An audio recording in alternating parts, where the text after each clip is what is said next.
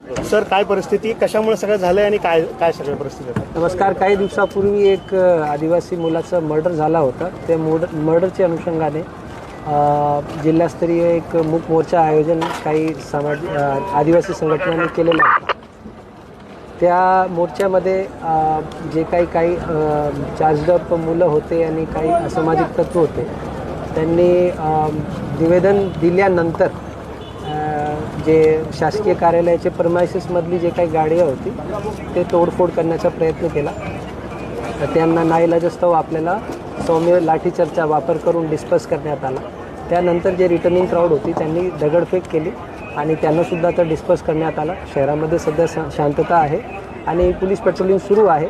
माझी सर्व नागरिकांना माझी विनंती आहे, जे काही मोर्चा होता तो मूक मोर्चा शांततेत निघावा असे आवाहन करत असताना देखील काही लोकांनी त्याच्यामध्ये चुकीची गोष्टी केल्यामुळे अशा प्रकारची परिस्थिती झाली. तर सर्व नागरिकांना माझी आवाहन आहे, पोलीस प्रशासनाने त्या तपासामध्ये सुद्धा काम केलेलं आहे आणि आत्तासुद्धा पोलीस प्रशासन सर्व जे काही परिस्थिती आहे त्याला हाताळत आहे. कोणी अफवावर विश्वास ठेवू नये आणि कुठल्याही प्रकारची गैरकायदेशीर गोष्टी किंवा कायदा हातात घेऊ अशा प्रकारची कोणी कृती करू नये, अन्यथा त्यांच्यावर कडक कारवाई करण्यात येईल. सर, धन्यवाद. किती जखमी आहे सगळ्या घटनेमध्ये?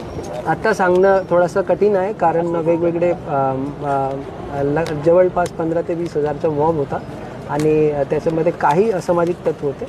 आता त्याच्यामध्ये एक स्टॉक रिव्ह्यू घेऊन आम्ही आपल्याला सांगू.